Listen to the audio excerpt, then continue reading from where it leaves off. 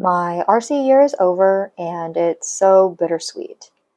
So today I want to reflect on what this year actually felt like from the inside.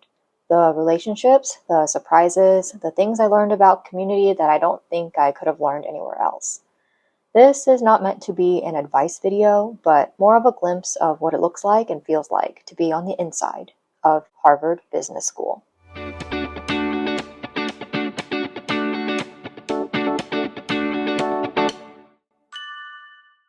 Now let's start with the first semester. It is truly a magical time, and I mean that literally. There's a quality to it that cannot be manufactured or recreated. Nobody knows anybody. There are no established groups, no reputations, no history. Everyone is open to almost anything.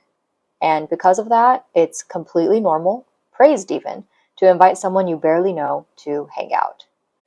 I think that once February hits, this gets a little harder. People feel more settled. Recruiting stress starts to take over. People default to prioritizing the relationships they've already built, the ones where the vibe is easy and natural. The door isn't slammed shut, but it definitely narrows. By the end of first semester, you can see groups start to form. And by spring break, second semester, the social landscape has firmed up a little. That's not necessarily a bad thing, it's just how human relationships work. But it does mean that the investment you make in the first few months matters disproportionately. The relationships you start building in September may not be the ones you'll still have in May, but the more times you reach out and try, the higher the odds are. Now I want to talk a little bit about cliques. So yes, cliques form. Of course they do. You put 95 high-achieving, social, opinionated people together for a year, groups are going to emerge. And honestly, I think it's fine. It's human nature. People gravitate towards the people that they vibe with. But here's what I want to say about it. People do notice. If your group is visibly exclusive, you always sit together, always eat together, always show up to events together, and don't actively engage with anybody outside the circle, people notice that. And you will be judged for being exclusive. Others will judge you for limiting yourself. Either way, it's a reputation signal, whether you intend for it to be or not. In my personal opinion, it's better to have authentic relationships regardless of the structure of the friendships. If your closest friends happen to form a group, that's great, but don't let the group become a wall that keeps other people out. The section is small enough that everybody is watching, and the people who are warm and open up to everybody, while even having a close circle, those are the ones who build the strongest relationships. And this connects back to something I've been thinking about. The power of positive feedback and encouragement. It can be as simple as complimenting somebody's outfit, telling someone what they did over the weekend sounded fun, saying, "That was a great comment in class today." These tiny moments open the door to deeper relationship building. When you make others feel good, they attribute that feeling to liking you. It sounds obvious, but most people don't do it, because everyone is in assessment mode, trying to figure each other out, and the default posture is to be critical rather than generous. To be honest, I struggle to do this naturally, so I'm very intentional about giving compliments and words of affirmation to others.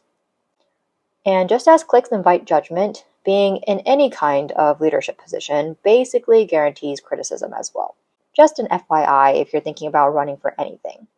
I was the CMO of a club conference this year, and I specifically chose a behind-the-scenes type of role because I did not want the visibility, and I really just wanted to learn how the gears turn. It was a great experience. People were very nice, and they told me that I did a great job, and that opened up room for relationships to be formed. People that I never had a reason to interact with or only had surface-level interactions with suddenly had a reason to talk to me, ask me questions, and those conversations often turned into something real.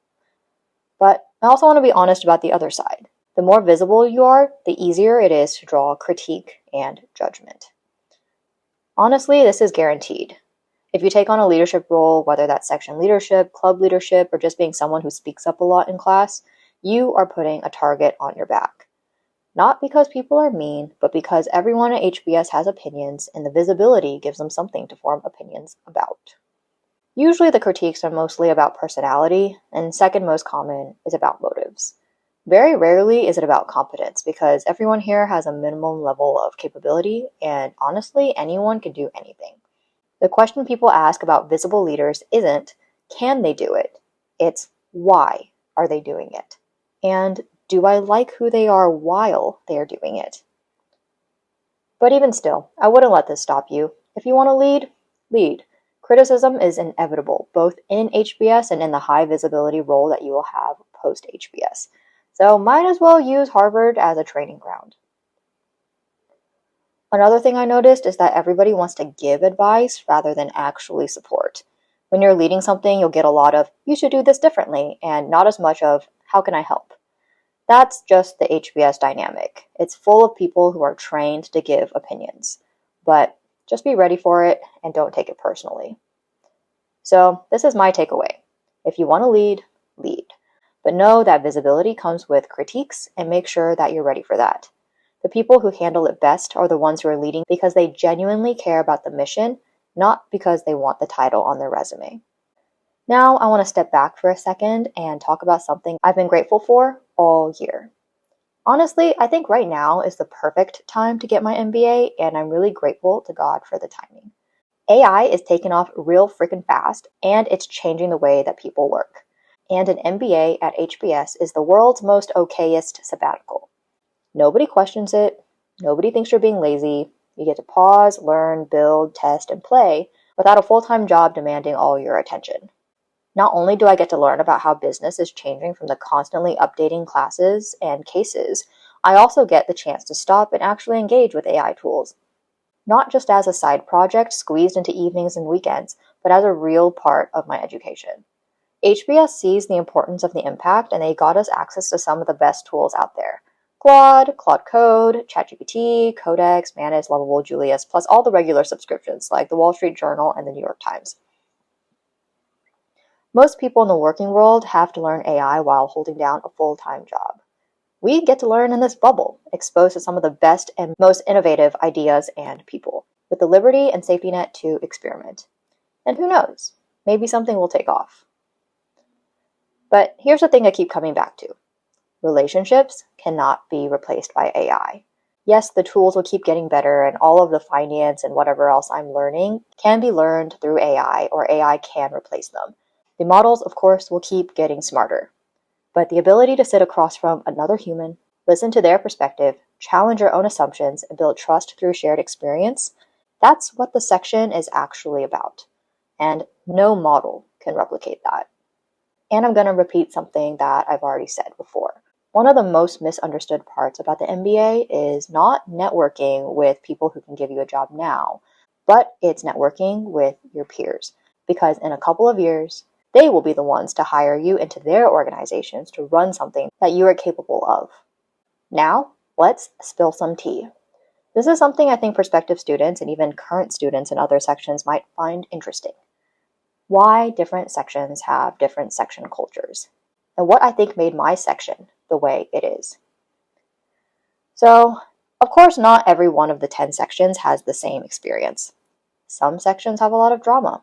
Interpersonal conflict, cliques that are visibly exclusive, power struggles, people talking behind each other's backs.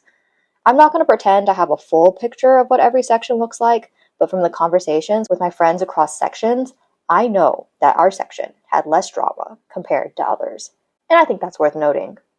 First, I think the norms we established very early on mattered a lot. One of the most important ones was to assume best intent. I know that sounds very simple, but in a high-pressure environment full of type A people with very strong opinions, it makes a huge difference. When someone says something you disagree with in class, in a section meeting, in a social meeting, assuming they meant well rather than assuming they were being malicious changes the entire dynamic. I think that norm prevented a lot of small misunderstandings from becoming big conflicts. I hope our lead professor is proud knowing that we had a successful team launch with 93 other people. That, honestly, is a feat in itself. Second, I think our section demographic played a large role. We have a lot of couples and a lot of children, so that naturally shifts the culture. Parents and married people bring a grounding energy. People are less tolerant of stupidity and drama, not because they are above it, but because they generally don't have the time or bandwidth for it. Married couples and parents often don't get involved in the gossip cycle, and when enough people in the section are checked out of the drama, rumors just don't spread as easily. It also made it way easier for me to plan double dates, which was one of my favorite things to do this year. And third, I've observed that some sections are actually very close because they have one person in the section that everyone avoids. I know it sounds terrible, but having one common opponent gels people together like nothing else. So section dynamics can be shaped by both positive and negative forces. But of course, there are definitely things that we could have done better. If I'm honest, I think our social programming could have been more diverse.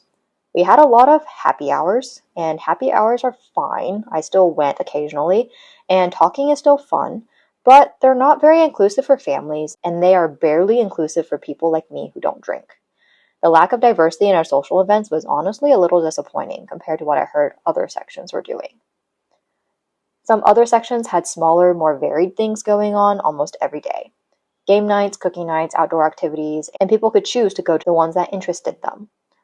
One section I heard only had one section chair instead of the normal two, and that person held monthly social planning meetings where anyone in the section with an idea could come and pitch it.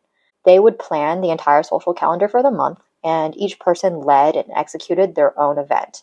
And the social chair just helped support and helped allocate funds from the section dues.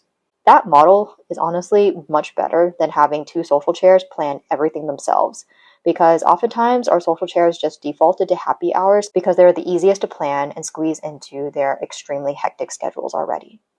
Now I want to talk about a major positive metric our section did so well on. Our section chair, and section chairs are usually professors that help lead the section, said something at the beginning of the year that really stuck with me. They said that the best way to evaluate the culture of a section is how many people come to the second section retreat. Everyone goes to the first one because it's new, exciting, and nobody wants to miss out. But the second time, that's when you see who actually prioritizes the community. We had over 100 people come to our second section retreat, including about 13 to 15 partners. That is an incredible turnout. And I think it reflects something real about what we built this year. Even with my critique about the socials, the foundation of care and respect and assumed best intent held. People wanted to show up for each other, and that's not something you can manufacture. It's something you earn over the course of RC year. And one more thing I'm genuinely proud of for my section is that I think we were inclusive socioeconomically. Most people in my section are just a little bit more cost conscious, and I've heard from friends from other sections that some people would reach out to the wealthier students and plan trips to expensive international destinations like Dubai or a weekend Europe trip, and that makes others feel bad in two ways. First, for not being invited, and second, for not being able to afford it. Not being able to afford the perceived cost of building relationships, that's a painful feeling. And it creates an invisible wall that has nothing to do with personality or character. I don't think our section was perfect about this, but I think the general vibe was that nobody was showing off, events were priced in a way that didn't exclude anyone, and everybody was willing to give up what they thought was best to include more people. And I think that matters more than people realize. So it is definitely bittersweet that the section experience is ending, but I think HBS knows that 2 semesters is the perfect amount of time. We hear a lot of advice from CEOs and former CEOs in class, speaker events, and in our cases, and they say that you want to exit on top, at the peak of your tenure, so you're remembered for the good things, and your reputation is not marred by overstaying. And I think that is exactly what is happening here with the section experience. It is the right time to part ways. We've figured each other out. We know each other's tendencies, each other's strengths, each other's quirks, and in class, we know what type of comment each person is going to make before they make it. And honestly, I think people are a little less engaged because of it. The mystery is gone, discovery phase is over, and when the discovery phase is over, people complain more, judge more, and take each other for granted. So I think ending it now, right at the peak, right when we still love each other but are starting to feel the edges fray, is the right call. We have our groups, we have our friendships, we have the memories. We are even still trying to cram hangouts in the last few days before we ship off to our internships around the world. So now it's time for the next challenge. This way, we can all naturally find our equilibrium distance from each other, like molecules, like magnets, like planets settling into orbit. Some people you'll stay close with, others will naturally drift, and that's okay. Because the foundation was built this year and will hold up even as the distance changes over time, over decades. I think if we had a third semester in the same classroom together, it would not be better. And the difference between a relationship that ends at its peak and the one that is dragged on past it is the difference of how we will remember each other 20 years from now. Now, I just want to end with the moments that I will remember most fondly. I will always think of the first day, section reveal on the lawn, getting our t-shirts, meeting the 93 other people we would be spending every day with, not knowing a single one of them. I wore my handmade floral shorts because I knew no matter what color the section shirt was, the odds were very high that it would match my shorts. And I was right. Our lilac shirts matched perfectly. And I got to use my shorts as a conversation starting piece. I will also remember the small moments, the moments that I know were the good old days. Cooking for section dinners, the double dates that got me out of the HBS bubble, small group with the Christian Fellowship that reminded me HBS problems are champagne problems in the grand scheme of things. Those were my anchors, and they kept me sane. I will also remember the big moments. I got to present the WSA Tom exam review in Klarman. That was my first time getting to speak on the Klarman auditorium stage. I remember feeling nervous until I saw my section mates in the crowd. That really calmed me. I figured that they've seen me mess up before, so this one would just be as low stakes as any other class. I will remember the simulations, Everest, Shad, and all the other ones I did not mention on this channel, where I got to strip wires and explain breadboards and feel for the first time in my MBA that my engineering background was the most valuable thing in the room. I will also remember my two most iconic comments in class that people still reference. I remember the day that we left for fall retreat. We had a case in FRC on Signet Jewelers, talking about the DuPont ratios, and I made a comment disagreeing with one of my section mates, and in my comment, after mapping the boring accounting ratios to my experience in different stores based on their business models, I ended my comment with, based on my personal engagement ring shopping and research experience, the most important ratio is sparkle per dollar. And the class erupted. And since then, so many people have come to talk to me about one of my favorite topics. How not to get taken advantage of by jewelry stores by knowing how to maximize sparkle per dollar. And then my other very long comment was about autonomous drones in TEM. And those were probably the only two comments my section mates remember and I remember feeling proud about. And, of course, the roasts. Every section roasts their professors on the last day, and it's the most beautiful, chaotic, laugh-crying experience I have ever been a part of. I participated in roasting our TEM professor, and we had so much fun. We did skits about their teaching quirks, calling patterns, their past lives. We gave them gifts. The room was electric with love and gratitude and the particular kind of sadness that comes with knowing that something good is ending. And I've saved one of the best for last. One of my favorite moments of the whole year. On our last day together as a section in our classroom, we did the same chant we did on the very first day, back during Section Olympics, which, if you remember, we won, by the way. Our hype man, a guy who was not sentimental at all, the last person you'd expect to get emotional, stood up in the middle of the classroom and gave this incredibly heartfelt speech about what the year meant to him.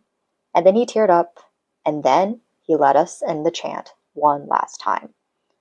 All 94 of us chanting together, just like we did on the first day, except now we actually knew each other. Now we actually meant it. And that's a wrap on my section experience. It started with strangers and it ended up with something that I can't quite name. Something forged in a pressure cooker that only works because everyone chose to show up, be vulnerable, and give more than they took. I have the best section, and I wouldn't trade it for anything. Anyway, in my next video, I plan to put on my engineer hat and answer the question everyone asks me about. Is the HBS MBA actually worth it? Well, I will tell you my honest analytical answer, having gone through half of the experience so far. Subscribe so you don't miss it. And to my section, if you're watching, thank you for the best time ever. Until next time, bye guys!